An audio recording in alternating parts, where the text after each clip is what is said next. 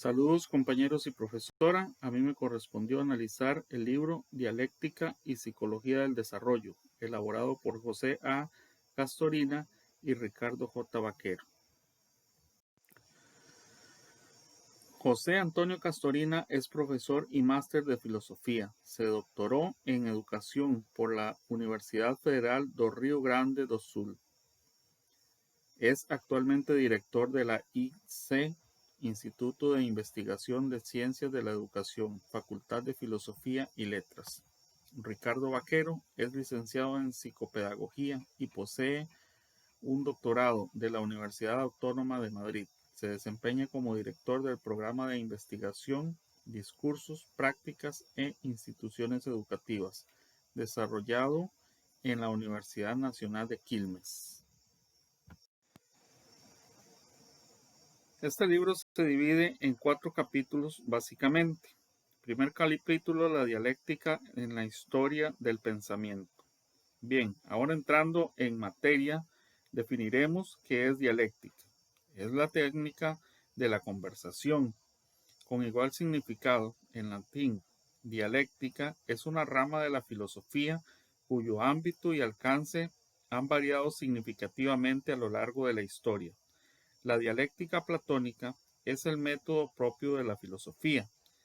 Sigue un camino en ascenso de lo imaginario y las creencias, la doxa, al conocimiento de lo inteligible, la episteme.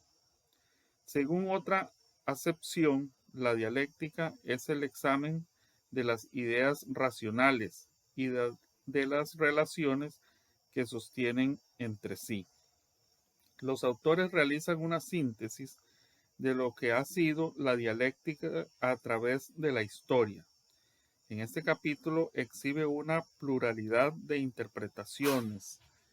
desde el taoísmo a la cultura china, Heráclito y Platón en la antigüedad clásica griega, pasando por Kant en la dialéctica trascendental.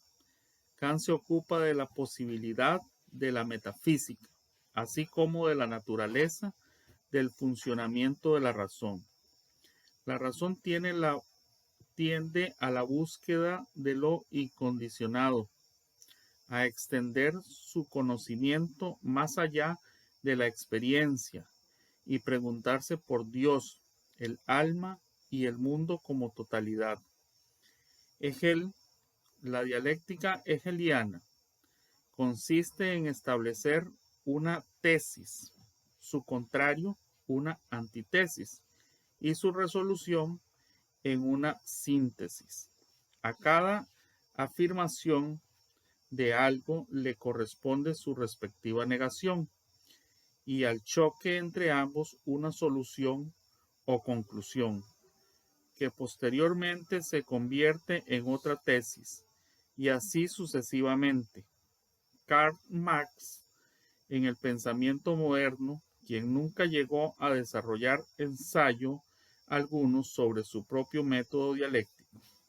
A pesar de esto, es posible identificar sus características propias, teniendo en cuenta, por un lado, ciertas definiciones de Marx sobre su propio método en oposición al modelo de Hegel. Luego las diferentes interpretaciones marxistas que incluyen el estructuralismo de diversos pensadores. Por otro lado, las revoluciones científicas en la física y la geometría de principios del siglo pasado suscitaron una renovada interpretación epistemológica de esta categoría en los términos de la interacción entre la teoría y la experimentación, entre lo dado y lo construido, lo a priori y lo a posteriori. En las obras de Gaston Bachelard, quien afirma básicamente que la racionalidad del pensamiento científico se constituye por los actos que hacen ruptura con los obstáculos epistemológicos.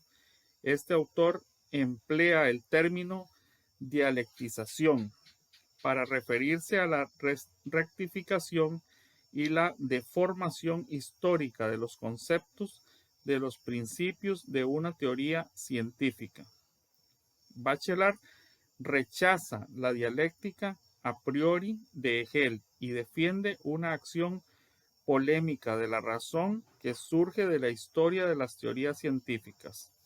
El epistemólogo francés rechazó decididamente que la antítesis sea la negación hegeliana de la tesis y que ambas se fundan en una síntesis. Considera que la tesis y la antítesis no son contradictorias, sino complementarias. Ferdinand Gonset considera el proceso dialéctico es esencialmente progreso y depuración de un conocimiento bajo la presión de una experiencia con la cual confronta. Capítulo 2. La dialéctica de Piaget.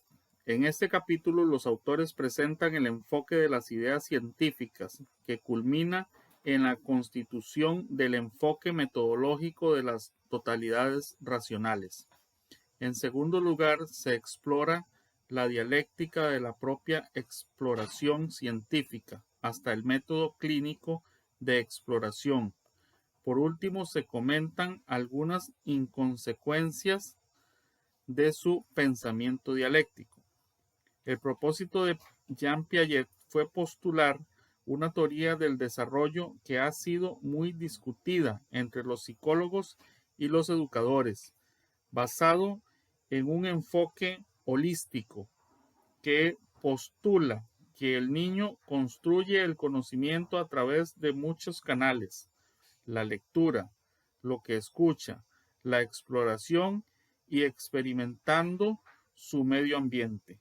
En esta teoría se parte de la premisa de que el niño tiene que realizar una serie de operaciones sobre los objetos que lo rodean. Tales operaciones están en concordancia con ciertos principios.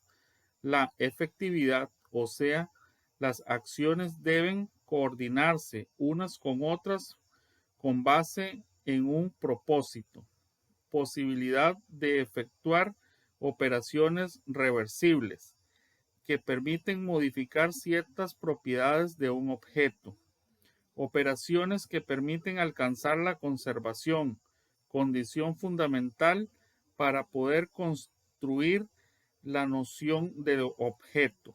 Los objetos, según el enfoque psicogenético, son un centro de actividades causales y de movimientos posibles.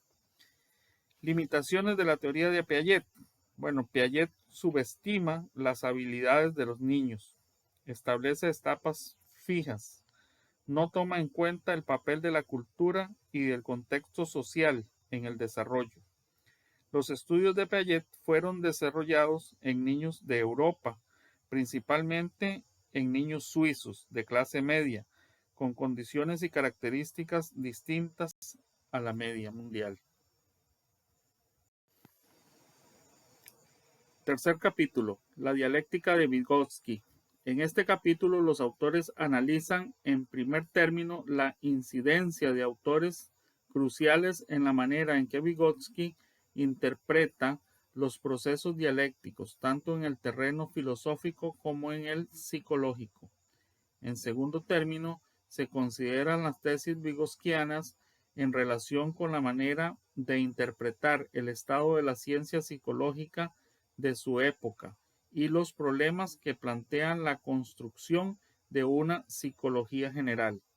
Posteriormente se analizarán algunos puntos que se tornan críticos para comprender la dinámica de un abordaje dialéctico en la explicación psicológica vygotskiana. Las premisas básicas de la teoría vygotskiana pueden resumirse de la siguiente manera. Los niños construyen el conocimiento.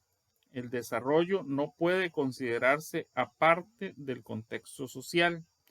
El aprendizaje puede dirigir el desarrollo. El lenguaje desempeña un papel central en el desarrollo mental.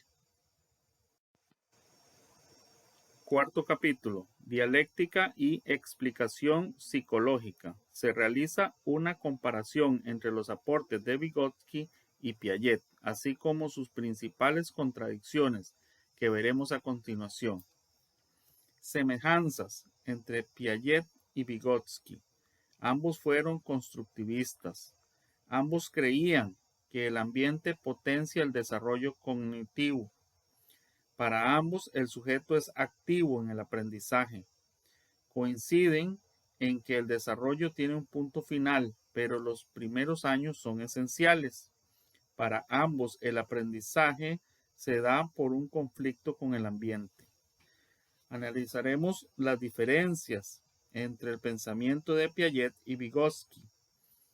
Para Piaget, el aprendizaje se da por interacción con el ambiente. Para Vygotsky, el aprendizaje se da por interacción social.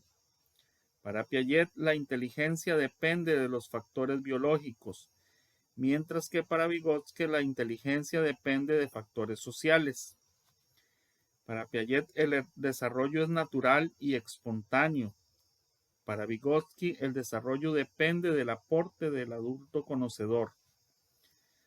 Para Piaget, el desarrollo se da como un proceso interno e individual. Para Vygotsky, el desarrollo se da como un proceso externo y social.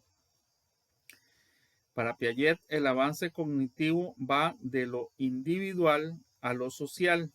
Para Vygotsky, el avance cognitivo va de lo social a lo individual. Piaget tiene su teoría, presenta estudios universales definidos, mientras que la teoría de Vygotsky no presenta estudios definidos. Piaget tiene una visión de desarrollo lineal, mientras que Vygotsky tiene una visión del desarrollo discontinuo. Piaget, el aprendizaje depende del desarrollo del niño. Para Vygotsky no hay aprendizaje sin desarrollo. Para Piaget, el desarrollo cognitivo termina en la adolescencia. Para Vygotsky, el desarrollo cognitivo no tiene un final definido. Piaget define el lenguaje como el proceso normal del desarrollo, mientras que Vygotsky define el lenguaje como una herramienta esencial para el desarrollo. Muchas gracias por su atención, esperando este pequeño resumen haya sido comprendido y de su agrado.